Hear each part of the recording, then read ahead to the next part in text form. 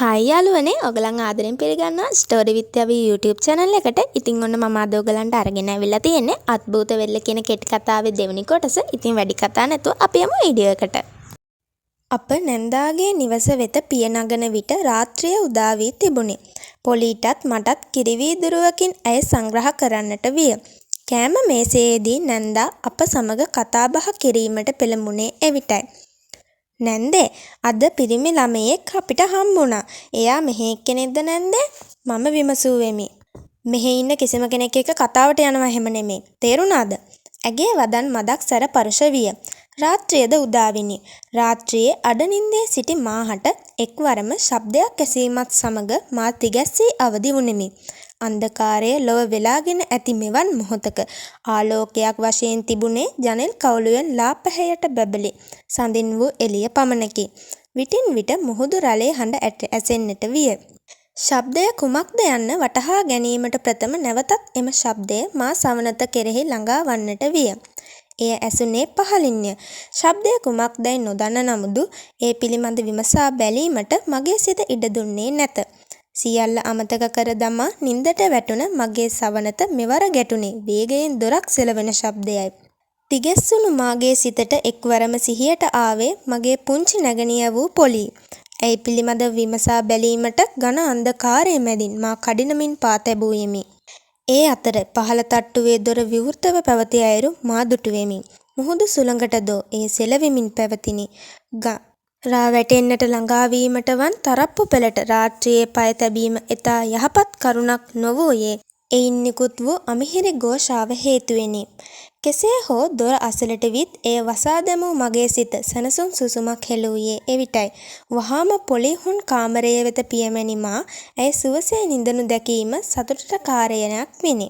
මේ වන විට හිරු පායා ඇති බැව් මා දැනගත්තේ නැන්දාගේ කටහඬිනි. මාහට පෙරම අවදි වූ පොලී කිරිවීදුරුවක් බොමින් මාගේ පැමිණීම අපේක්ෂාවෙන් සිටියා විය හැකිය. පෙර දින රාත්‍රියේ වූ සිදුවීම නැන්දාට මා නොපැවසූයේ එදැන පොලීද සිටිය බැවිනි. ඇය මෙවැනි දේවල් වලට අතිශය බියක් දැක් වූ හේයින් ඇයව බියවැද්දීමට මාහට අවශ්‍ය නොවුනි. උදෑසනම වෙරළ වෙත පිය නැගීමට අප සූදානම් වුනෙමු. උදෑසන වෙරළ මනස්කාන්ත දසුනක් වුවද එහි යම් අද්භූත ස්වභාවයක් ගැබ්ව තිබුණි. අක්කේ අන්න බලන්න ඒ ඉන්නේ සයිමන්. වෙරළේ කොනකට වන්නට හිඳගෙන සිට සයිමන්ව මා දුටුවේ පොලී පෙන්වා දීමත් සමගය. සයිමන් ඔයා මේ උදෙන්ම මොකද කරන්නේ? ආවා ඉතින් වෙරළට මං ඉන්නෙත් මෙහෙනේ. සයිමන් විසින් අපට අවට පෙන්වීමට මේ කාර්යය බාරගත්තේය. විටක ගල්පර වලින් පිරුණු ප්‍රදේශයක් ඔහු අපට පෙන්වා දෙන්නට විය. තවත් විටක පැරණි නිවාස සමූහයක්ද මෙන්ම කැලයක්ද ඔහු අපට පෙන්වා දුනි. ගල්පර අතර එක් ගලක කොටා තිබුණේ ඇලෙක්ස් යන නමකි. ඒ පිළිබඳව මා ඔහුගෙන් විමසුවත් ඔහුගෙන් එයට පිළිතුරු නොලැබුණි. පැරණි නිවාස සමූහයක් වුවොත් එහි ගම්මුන් වෙසෙන බව මා දැනගත්තේ පසුවය. එහිහුන් මිනිසුන් දැක ගැනීමෙනි. එහිහුන් එක් පිරිමි ළමයෙකු පැමිණ සයිමන් සමග කතා කරන්නට විය. ඔහු අප සමග කතා නොකළ අහංකාර පෙනුමැති සිත් ඇද ගන්නා සුළු අයෙකු විය. ඔහුගේ අතෙහි පැළඳ තිබුණේ මුහුදු බෙල්ලෙකු අමුණා සාදා තිබූ අත් පළඳනාවකි. එම බෙල්ලාගේ කටුවෙහි වූ සුවිශේෂී දීප්තිය හා පෙනුම එයටම ආවේනික වූවකි. සයිමන් අපව කැලේ දෙසට එක්කන් යන්නට වූවත් එහි එක් ප්‍රදේශයක් වෙත අතදිගු කළ ඔහු එහි නොයන්නට යැයි අපට අවවාද කරන්නට විය. අයියේ මෙහෙ හරිම අමුතුයිනේ. අර ගෙවල් හරිම පරණයිනේ. ඒ මිනිස්සු කොහොමද ඒ වගේ ඉන්නේ? ඒ ඇසුවේ පොලී. පොලී ඒ මෙහෙ හැටි මොන දේ වුණත් ඔයාලා අර කැලෙන් එහා පේන ගල්තලාව පැත්තට නම් යන්න එපා. තේරුණාද? ඒත් ඇයි සයිමන්? යන්න එපා කියන්නේ යන්න එපා නිසානේ සොෆී. ඔයාලගේ හොඳටයි මම මෙහෙම කියන්නේ.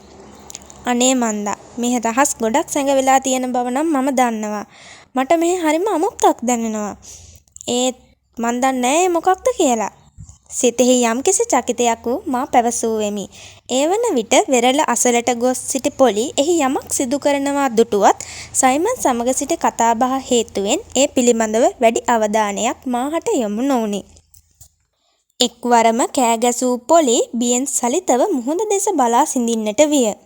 වහාම ඒ වෙත දිව ආ මගේත් සයිමන්ගේත් නෙත ගැටුනේ ඇස් අදහාගත නොහැකි කරුණකි.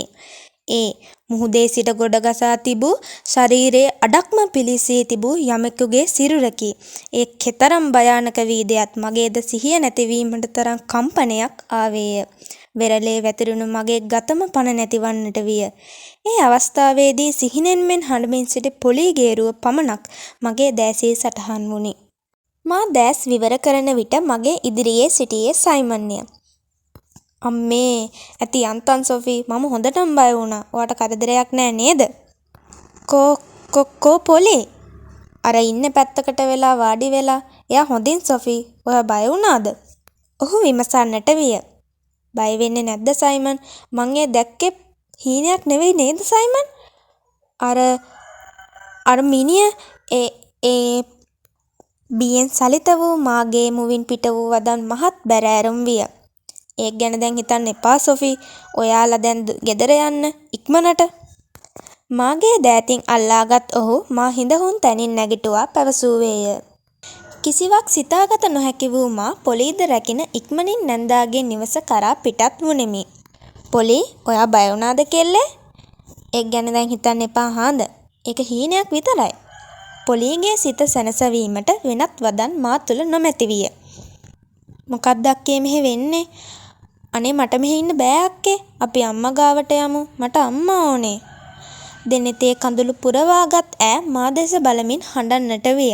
ඈ සනසවනවා හැරෙන්නට කළ කිසිවක්ද මා තුළ නොවිය. ඇයව තදින් වැළඳගත් මා ඇයව සැනසීමට උත්සාහ කළෙමි. නැන්දාගේ නිවස කරා පැමිණි වහාම මේ පිළිබඳව ඇයව දැනුවත් කිරීමට අප කටයුතු කළෙමු. එය සවනත වැකෙත්ම කේන්තියෙන් හිඳහුන් අසුනෙන් නැගිටි ඈ ඉතාමත් කෝපයෙන් යුතු සදෑසින් යුතුව මොනාද කියන්නේ? තමුසලට පිස්සුද? විකාර දකින්නවද මහදවල්? යන්නෙන් ඉතාමත් කුරිරු ආකාරයෙන් කෑ ගසන්නට විය. එය ඇසූ පොලි හඬමින් කාමරයට දිව ගියාය. නැන්දේ අපි දැක්කදේනේ කිව්වේ. ඉතින් අපිට ඔහොම කතා කරන්නේ ඇයි? මෙහෙ මොන හරි අමුත්තක් තියෙනව නැන්දේ. ඔයා ඇයි ඒක අපිට නොකියන්නේ? අපේ මහදවල් බොරු දකින්නේ නෑනේ. පොලිගේ මෙවර හැඬීමට හේතුව ඈ බව දැන සිටි මාගේද කෝපය අවදි විය. මගේ වදන්ද මදක් සැරපරුෂ වූ බව මා දැන සිටීමි. කාමරයට යනවා සොෆි කටගහන් එනවද මං එක්ක? අප අම්මාගෙන්වත් කෙදිනකවත් මෙවන් ආකාරයේ ගැරහුම් ලබා නැත. ඈ කිසි දිනක අපට මෙලෙස කතා කර නැත. මෙම වදන් අපට හුරු පුරුදු නැත. ඇගේ සැරපරුෂ බව කිසිසේත් අම්මාද අනුමත නොකරනු ඇත. මාද වහාම කෝපයෙන් පොලිගේ කාමරය වෙත ගියෙමි. ඒවන විටත් හඬමින් සිටි ඈ මා දැක තදින් වැළඳ ගන්නට විය. අක්කේ මට අම්මා ඕනේ. අනේ අපි මෙහෙන් යමු අක්කේ. ඇය ඉදිරියේ මා ඉතාමත් අසරණ තත්වයකට පත්ව සිටියෙමි. ඇය කෙදිනකවත් මෙලෙස එකකසා හඬනවා මා දැක නැත්තෙමි. මගේද දෙනෙත ඒවන විට කඳුලින් බරිතව පැවතුණි. එක්වරම මාහට ඇසුනේ නැන්දා විසින් දොරට තට්ටු දමන හඬයි. ඒවන විට හඬමින් සිටි පොලි නින්දේ පසු වූ අතර මාද අවදි වූයේ නින්දේ. දෙවෙනි කොටස අදට මෙතනින් සමාප්ත වෙනවා. ඉතින් ඊළඟ කොටස මම ඔයගලන්ට ඉක්මනින්ම අරගෙන එන්න.